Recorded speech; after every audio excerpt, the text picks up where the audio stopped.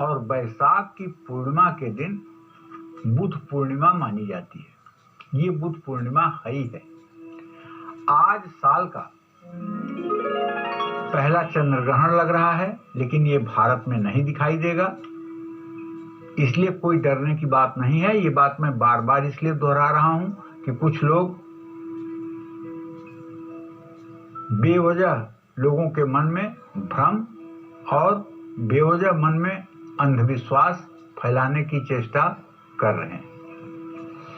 पूर्णिमा के दिन चंद्रमा, भगवान श्री हरि विष्णु, मां महालक्ष्मी की पूजा करने से चारों तरफ से सुख, समृद्धि और वैभव की प्राप्ति होती है। वैसे तो आपने सुना होगा बचपन से ही कि पूर्णिमा के दिन सत्यनारायण भगवान की कथा सुनने से सब प्रकार की मनोकामना की पूर्ति होती है। जो लोग पूर्णिमा के दिन सत्यनारायण भगवान की कथा सुनते हैं, उनकी सारी मनोकामना पूरी हो जाती है, अकाल मृत्यु का भय समाप्त हो जाता है। तो ये सत्यनारायण भगवान कौन है? शंख चक्र गदा पद्म वनमाला विभूषितम, शंख चक्र गदा पद्म धारण करने वाले भगवान शालिग्राम भगवान विष्णु के ही स्वरूप है। और उनके वामांग में रहने वाली जगत जननी जगदम्बा मां महालक्ष्मी है। आज बुध पूर्णिमा है और बैसाख पूर्णिमा है। ऐसे में गंगा में आज के दिन स्नान करने से पाप ताप से मुक्ति मिलती है। बैसाख मास की पूर्णिमा के दिन भगवान विष्णु की साधना आराधना का बहुत ज्यादा महत्व है। इस पावन तिथि पर पवित्र सरोवर में या नदी में स्नान, दान, ध्यान, जप, व्रत और तर्पण करने से मनुष्य को पापों से मुक्ति और मोक्ष की प्राप्ति होती है। इस दिन पितरों के निमित्त किए गए कार्यों से उनका आशीर्वाद प्राप्त होता है। बैसाख पूर्णिमा के दिन मृत्यु के देवता, जो दो रूपों में जाने जाते हैं, एक तो यमराज के रूप में, एक तो धर्मराज के रूप में। पापियों के लिए वो यमराज हैं, धर्मात्माओं के लिए वो धर्मराज हैं।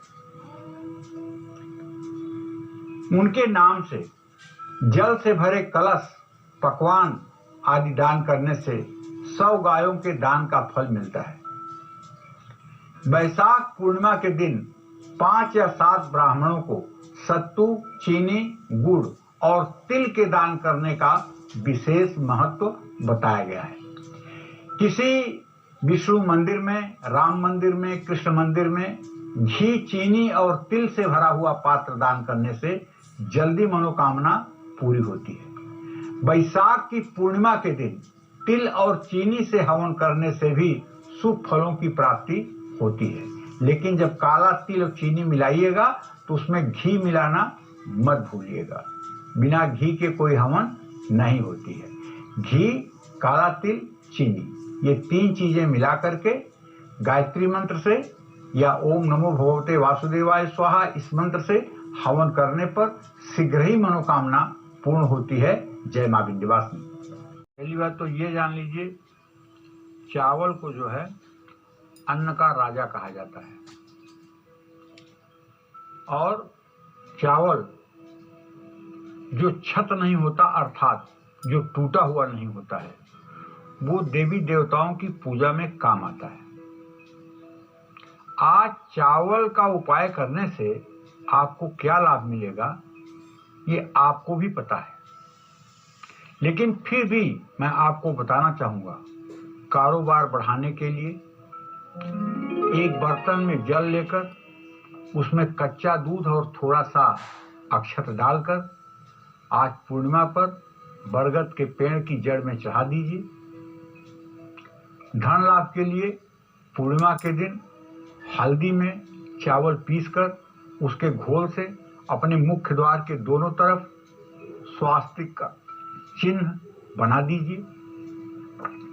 अगर आपकी जन्म कुंडली में सूर्य कमजोर स्थिति में है तो चावल की खीर बना करके आज से हर रोज इसे काली चींटियों को खिलाइए।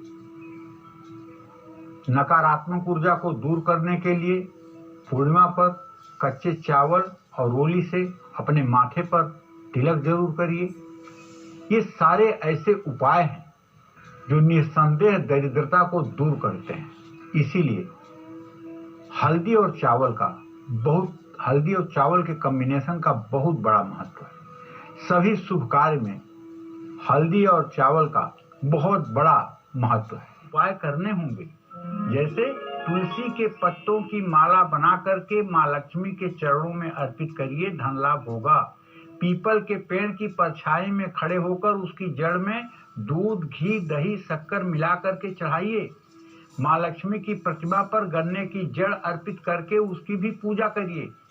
पूजा के बाद गन्ने की जड़ को अपनी तिजोरी में रख लीजिए, इससे भी दरिद्रता दूर होगी। ओम नमो भगवते वासुदेवाय इस मंत्र का पूरे दिन जप करिए।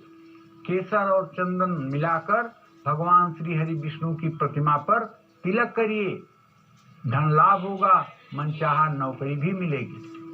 वैशाख पूर्णिमा पर किसी भूखे व्यक्ति को खाना खिलाने से वैकुंठ की प्राप्ति होती है और निर्धनता दूर होती है। चावल और गेहूं का दान करने से भी मनोकामना पूरी होती है। पानी से भरा हुआ घड़ा, उसमें राई का पत्ता डालकर अगर स्नान किया जाए तो इससे भी दरिद्रता दूर होती है।